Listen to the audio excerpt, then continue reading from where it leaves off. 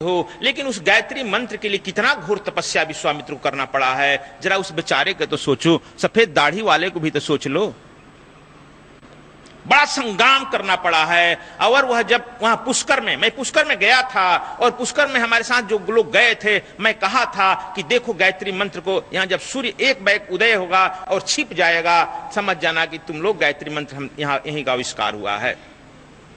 समझा। वहां के पत्रकार लोग भी गए थे हमारे साथ, कैसे ये बाबा है देखते हैं। 8, 15, 20 आदमी गए थे, 2-4 गाड़ियां गई थी। और जब मैं उस पुष्कर में डुबकी डाला, एक बैग छिप गया। यह मिराकिल। और ठीक जब मैं 2 बार 3 बार के बाद निकला, सूर्य आ गया बादल से। वह पत्रकार जो है, पत्रकार तो होता है नास्तिक, पैर छूकर प्रणाम किया। हमने मान लिया, हमने कि यहीं पर गायत्री का आविष्कार हुआ था। This is the place.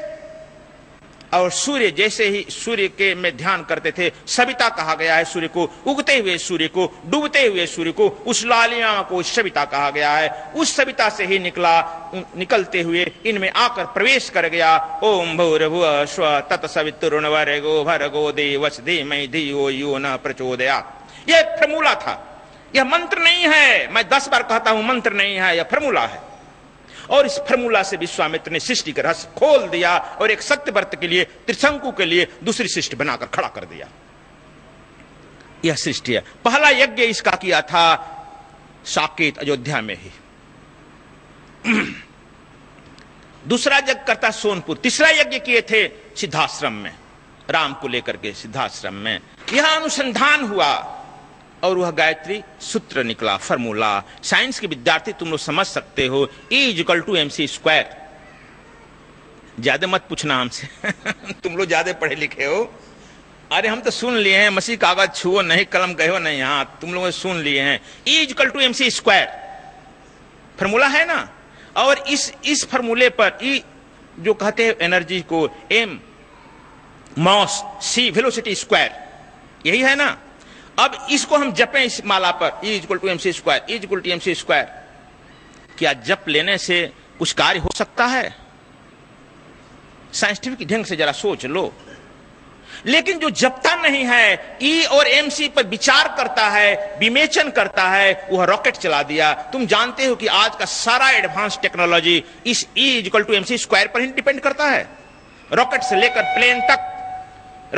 Plane तक, और एटम बम से लेकर हाइड्रोजन तक का बेस में यह टिका हुआ है, E=mc²। और उस समय से आज तक टिका हुआ है टेक्नोलॉजी गायत्री पर। गायत्री को वेद में, ऋग्वेद में कहा गया इसे छंद, संस्कृत में इसे कहा गया छंद। अब समझ गया। हिंदी में इसे कहेगा सूत्र और अंग्रेजी में कहेगा फॉर्मूला। मंत्र कहां से आ गया?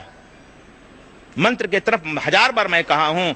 तुलसी बाबा भी कहे, महामंत्र जपत महेशु काशी मुक्त करत उपदेशु। गायत्री तो नहीं कहे, महामंत्र कह दिए हैं। कैसा महामंत्र है? परम लघु महामंत्र होई, जास्य त्रिदेवा बस में होई। परम लघु है। सारे संत इशारा किए हैं। इसीलिए पहले परंपरा में संत लोग दीक्षा देते थे, संत लोग उस परमात्मा के बारे में बताते थे। लेकिन अब तो सब खुल गया है दरवाजा सबके लिए, इसलिए हम लोग महामंत्र नहीं जान पाते हैं, भूल जाते हैं। हर संप्रदाय का है। जैसे ओम त्र्यंबकम जो करते हो, इसको कहा गया है वैष्णव का जो था, यह फॉर्मूला है, यह तुम्हारा तीसरा नेत्र खोलने का फॉर्मूला है। लेकिन तुम इसको ओम त्र्यंबकम यजामहे पुष्ट, कैसे है जी? पुष्टिवर्धनम यजामहे, सुगंधि पुष्टिवर्धनम यजामहे, यही है ना। रोज पाठ करता है। यह जो है हमने अपनी किताब में भी लिखा है, तुम्हारा तीसरा नेत्र खोलने का एक फॉर्मूला है सयो में। मैं 11 आदमियों पर शोध कर चुका हूं। जिन लोगों ने जाप किया है वह मृत्यु को उपलब्ध हो गया है। मैं कहता आंखन देखी, तू कहता कागज लेखी। तुम लोग जाप करेगा और जाप करते हुए ही हो जाए, कुछ मिलेगा नहीं, उल्टा हो जाएगा चक्र। यह भगवान, इसमें साफ स्पष्ट इसका अर्थ है कि हे परमात्मा, जैसे क्या नाम है, तरबूज के पौधे से तरबूज अलग हो जाता है, निश्चिंत हो जाता है, उसी तरह से मैं अलग हो जाऊं। अब बताओ तुमको अलग हो नहीं जाएगा? और इसका कुछ अर्थ है? यह अर्थ है कि हमको अमर कर दो? इसमें है कहीं? बताओ भाई, तुम भी, ये भी जाप करता है मेरा मृत्युंजय महापंडित ज्योतिषी भी है, पंडित है, जानते हो ना इसको? बोलो, इसका अर्थ साफ है ना? लेकिन मैं ही चूंकि अब इसलिए कहे कि ये सारा साइंस है, बड़ी दुखद घटना है कि साइंस के विद्यार्थी इस टेक्नोलॉजी में नहीं आए, तंत्र में नहीं आए, मंत्र में नहीं आए, साइंस के विद्यार्थी नहीं आए। हमारे सारे ऋषि साइंटिफिक थे, अत्रि, जागवल, गर्ग, गौतम, भारत, सब साइंटिफिक थे। They are most intellectual person in the society. लेकिन दुखद घटना में बार बार कह रहा हूं, आज अध्यात्म में कौन उतर रहा है जिसको खाने को न घर, खाने को न अन्न है, न रहने को घर है। नारे मुए गिरी संपत नासी, मूड मुड़ाए भय सन्यासी, तुलसी बाबा को भी कहना पड़ा। इस तरह से जमघट लग गया। अब धर्म का होगा क्या? क्या होगा धर्म का? धर्म मोस्ट इंटेलेक्चुअल पर्सन सोसाइटी के लिए है। जब मोस्ट इंटेलेक्चुअल पर्सन सोसाइटी धर्म में आ जाता है तो वह नियंत्रण करता है राजनीति पर भी। अब राजनीति भी बेलगाम हो गई है। धर्म पति है, राजनीति पत्नी है। और सीता रूपी राजनीति से छेड़छाड़ हुआ, धर्म रूपी राम सक्रिय हो गया। राजनीति रूपी द्रौपदी से छेड़छाड़ किया गया और कृष्ण रूपी धर्म सक्रिय हो गया।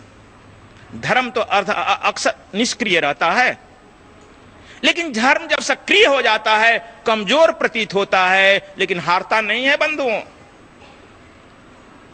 कमजोर प्रतीत होता है कि छोटा सा है, पुतना बड़ी है और विष पिलाकर मार ही डालेगी। कंस बड़ा है, मार ही डालेगा, मार नहीं सकता है। इसीलिए भारत में एक संदेश दिया गया है, सत्यमेव जयते।